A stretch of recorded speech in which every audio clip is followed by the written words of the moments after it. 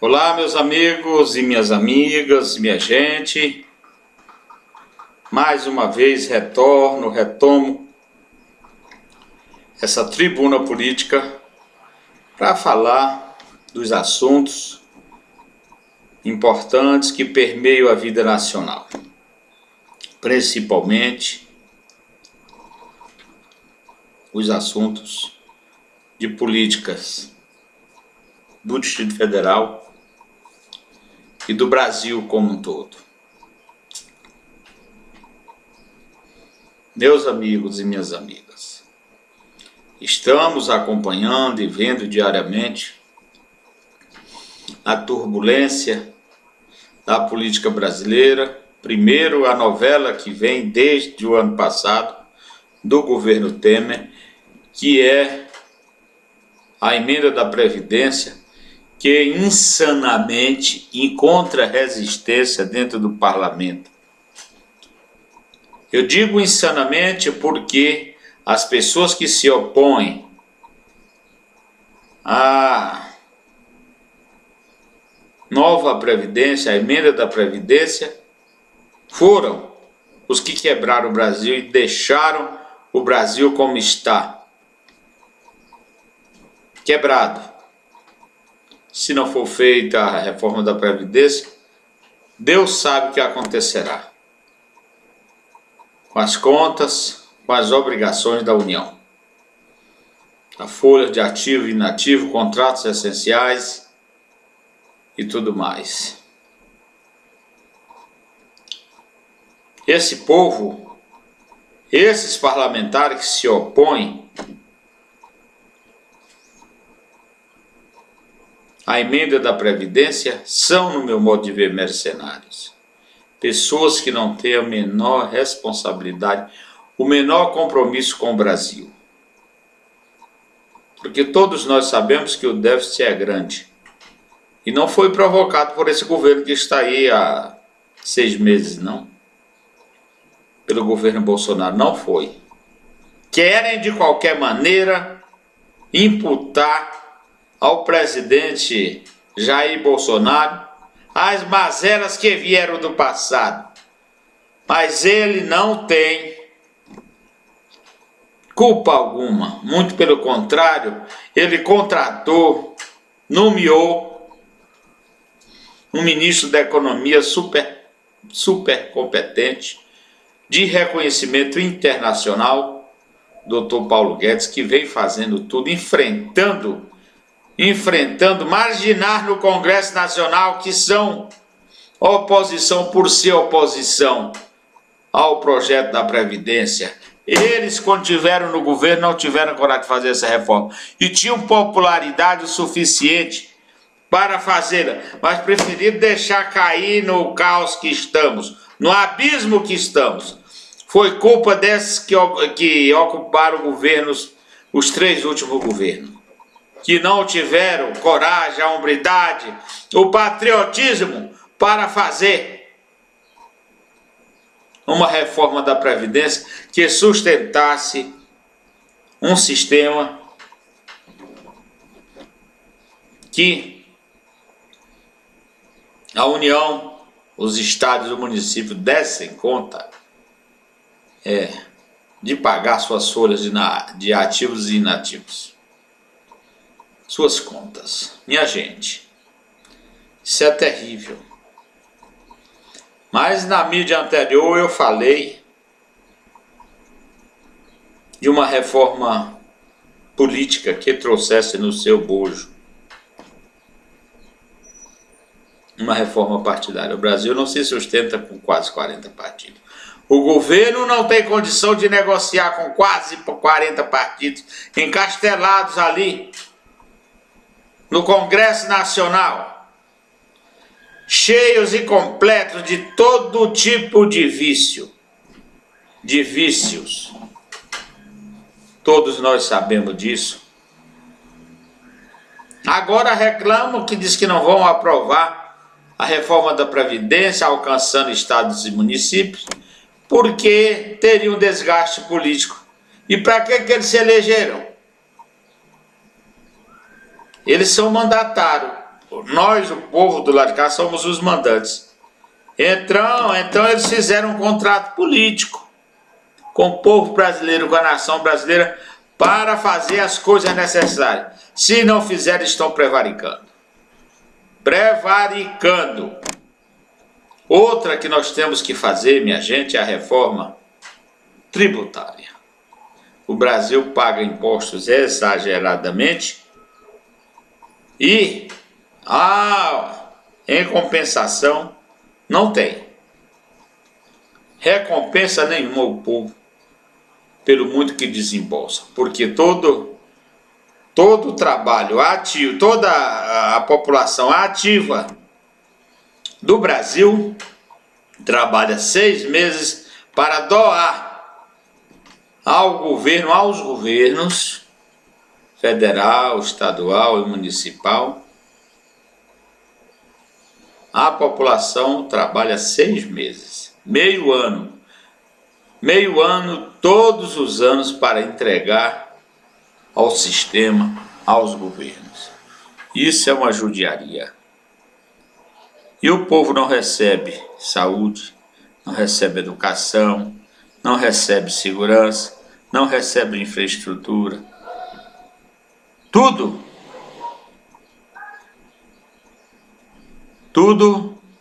é levado de qualquer jeito, mirando, focando a corrupção. Agora o presidente Jair Bolsonaro chegou com uma mentalidade diferente, que pôs o pé na parede, como se diz, e não aceita negociações espúrias.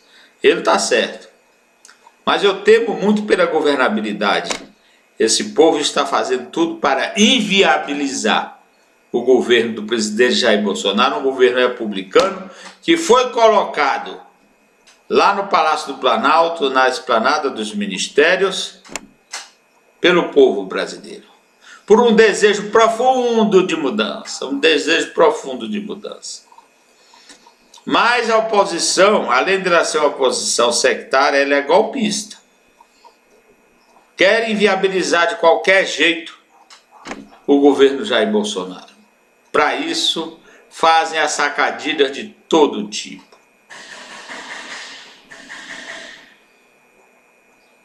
O presidente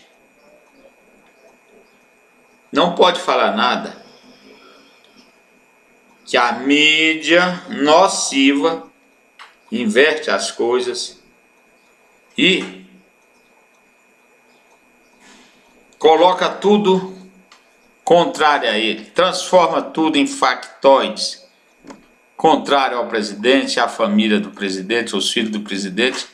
Agora falam muito dos filhos do presidente, olha, mas eles têm o seu próprio nicho, a sua própria ambiência política, porque um é vereador do Rio de Janeiro, outro é deputado federal por São Paulo e outro senador pelo Rio de Janeiro. E o pai é presidente da República. Então é uma família que tem representatividade, não estão lá recebendo favor de ninguém, não. Não estão lá recebendo favor de ninguém. E não são criminosos, hein? Querem fazer deles pessoas tipo aquelas que estavam dentro do sistema só patrimonializando. Mas eles não são bandidos. São pessoas eleitas, empossadas, mandatários, feitos pelo povo brasileiro, dentro da norma, dentro da legalidade, dentro do modelo político que nós temos aí. Estou muito respeito com a família Bolsonaro, porque eles não são um clã irresponsável. Não são um clã irresponsável. Jair Bolsonaro, se tivesse alguma coisa que maculasse a pessoa dele, já teriam colocado aí as vísceras para fora. Mas não tem, então vão ter que engolir mesmo, porque nós estamos no sistema político eleitoral, em plena vigência e com todas as garantias, e dentro dessa modelagem, dentro desse sistema, ele recebeu o mandato de 4 anos para presidir o Brasil. E vai ficar até lá, os 4 anos, fazendo o que deve ser feito pelo Brasil, o que é necessário ser feito. Minha gente, olha, nós temos no Brasil problema de toda a natureza. A segurança, apesar de que o governo tem apertado as facções, o governo tem agido de uma forma firme, mas apesar de tudo, esse problema, quando o governo Bolsonaro recebeu a faixa presidencial, já era tão grande, minha gente, que eu temia até pelo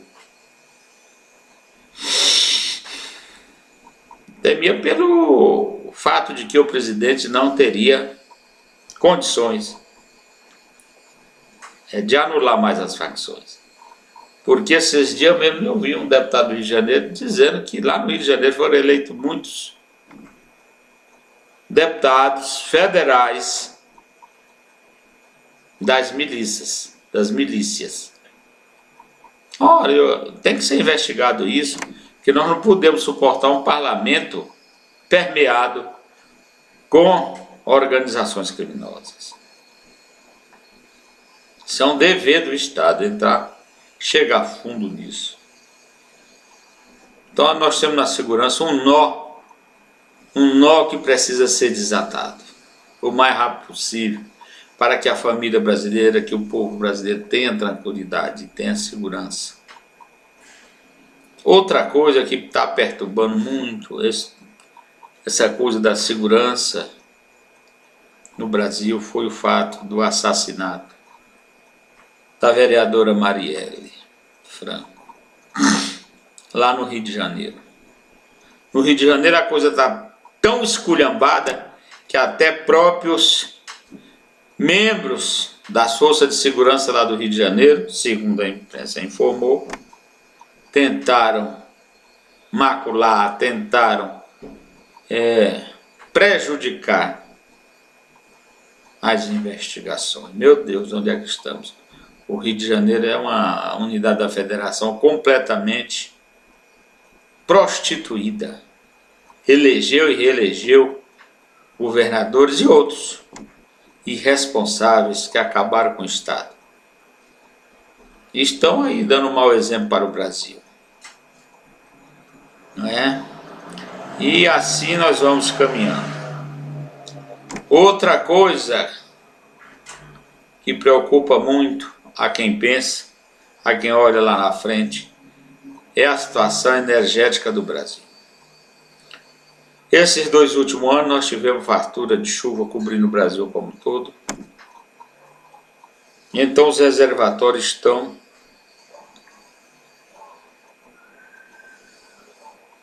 medianamente bem servidos. Agora eu acredito que a reserva que nós temos não será o suficiente para manter as usinas funcionando por muito tempo, fornecendo energia elétrica. Mas nós temos alternativas. Nós temos alternativa da energia solar, que eles chamam de fotovoltaica. Temos a energia eólica, principalmente no Nordeste, que temos lá sol e vento o ano inteiro suficiente para manter pelo menos umas 2 hidroelétricas tipo Itaipu, para superá-las em fornecimento de energia. Mas o governo parece que não se interessa muito. Outra coisa é a energia renovável da mamona, que teve tanto em voga, do dendê, da própria soja, da cana-de-açúcar, da própria mandioca. Olha, parece que com essa coisa do pré-sal, que descobriram alguns pocinhos aí, parece que estão esquecendo. Olha, agora não esqueça, por falar em esquecimento, não esqueça que a Venezuela tem a maior reserva de petróleo do mundo. E está no miséria que está. Por quê? Porque eles se confiaram na conta petróleo. E lá eles não plantam nem um pezinho de alface para eles comer. Tudo eles compram de fora. Tudo compram de fora com o dinheiro saído do petróleo, com a conta petróleo. Aí não tem dinheiro que aguente, não tem reserva que aguente. E a Venezuela, como já disse, é a maior reserva de petróleo conhecida do mundo, minha gente. O que justifica aquele povo estar correndo para os países vizinhos, mortos de fome.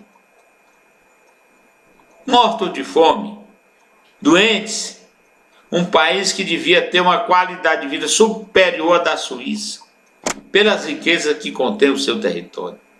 É uma covardia com aquele povo, com aquela miscigênia de índio e espanhol, que, na realidade, deu em pessoas lenientes que deixam tudo correr como correu e levou ao fundo do poço um país como a Venezuela, que deveria ser um país rico, que deveria estar no topo das nações com referência a dinheiro, a riqueza. Mas não, o dinheiro da Venezuela não vale nada, não vale um pinto recém-nascido. Não vale nada. Mas, minha gente, por que uma nação tão rica em petróleo? E o Brasil caminha para isso, descobrindo cada vez mais suas reservas de petróleo. Agora já deixaram as pesquisas de energia alternativa, limpa. Deixaram para lá, a coisa está correndo de qualquer jeito.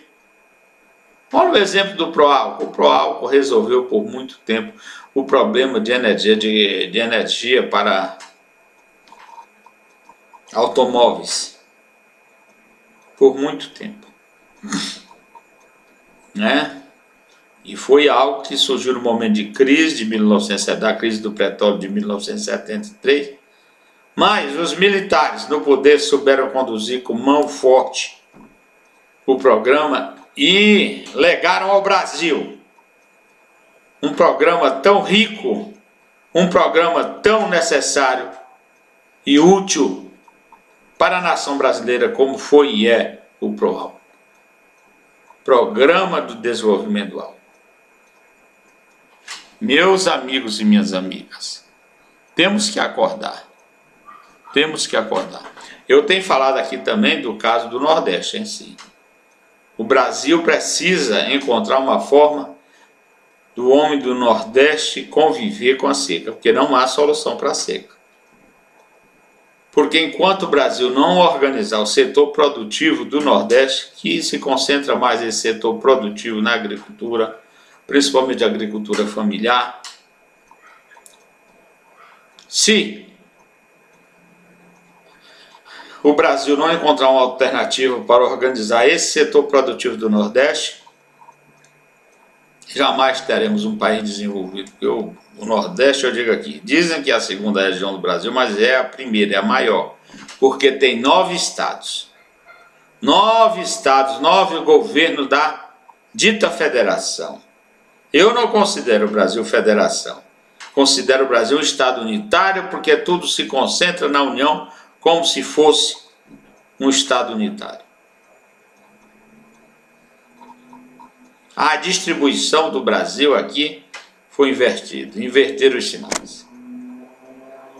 A maior parte atualmente fica com a União, com os estados, depois os municípios, sendo que a maior parte deveria ficar com os municípios, depois com os estados e depois o resto com a União. Mas não, o município é sobrecarregado com muitas obrigações e recebe quase nada. Você conhece aí no seu município alguma obra da União que não foi levada por emenda de um deputado federal ou de um senador? Praticamente não existe. Praticamente não existe mesmo. E ainda, criticam muito as emendas parlamentares, mas elas são a única possibilidade que um município pequeno, ou até grande mesmo desse imenso Brasil, receba uma obra da União. Graças aos parlamentares tão criticados, e mais ainda criticam as emendas parlamentares, emendas republicanas que vão para os municípios desse país. Você aí, munícipe, apoie o seu deputado que insiste em levar emendas para construir um centro esportivo, para construir uma escola, para construir uma feira agropecuária. Meus amigos, temos que olhar com um olhar criterioso para a crítica, porque as críticas não são elas todas republicanas, elas são na sua maioria mesquinha, porque a mídia no nosso Brasil, a mídia latifundiária e nociva, ela é perversa, é egoísta, quer puxar tudo para si. Meus amigos e minhas amigas, temos mais. O Brasil é considerado um dos próceres na agricultura em todo o mundo. Mas isso por esforço, vamos dizer, esforços patriotas dos ruralistas e da agricultura familiar. Porque o governo mesmo ajuda muito pouco. O nosso plano de safra deveria ser pelo menos 3 vezes o que é, para que a agricultura no Brasil fosse mais competitiva. Mas não, eles querem economizar nisso, numa coisa tão clara a sua utilidade para a economia brasileira e por aí afora. Outra coisa que nós temos no Brasil, os remédios. Os remédios são uma forma de assassinar os mais pobres, são inacessíveis. Tem esses programas do governo, mas agora está dependendo das defensorias públicas entrarem aí com ação para que o pobre receba seu remédio. Mas mesmo assim, eles ainda desobedecem e não dão os remédios. Meus amigos, minhas amigas, é uma coisa de louco. Aqui no Distrito Federal, esse governador ibanês se elegeu prometendo milagre para a saúde. Meus amigos, está pior. Não tem uma ação desse governo, ainda não houve nenhuma ação que ajudasse na melhoria do atendimento do povo aqui do Distrito Federal, que sofre e padece em filas intermináveis. Muitos morrem antes de uma consulta que eles conseguem marcar para daqui a um ano. Essa é a realidade. Essa é a realidade. Outra coisa que prejudica e preocupa o Distrito Federal é o nível de desemprego, que é o maior do Brasil. O Distrito Federal hoje tem mais de 350 mil desempregados. É algo inexplicável. E não tem uma ação do governador, desse governador, nem de outros passados, para amenizar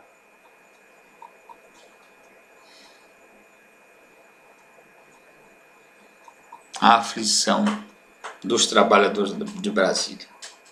350 mil. Nós tivemos aí um governo populista do passado que inventou polo tecnológico, polo do cinema, polo verde, polo de tudo que é natureza. Minha gente, não deu em nada. Tá aí, veja bem, em Sobradinho, Distrito Federal, o polo de cinema. O que deu? Nada, e foi uma briga entre Sobradinho e o Gama para ver se aonde instalaria.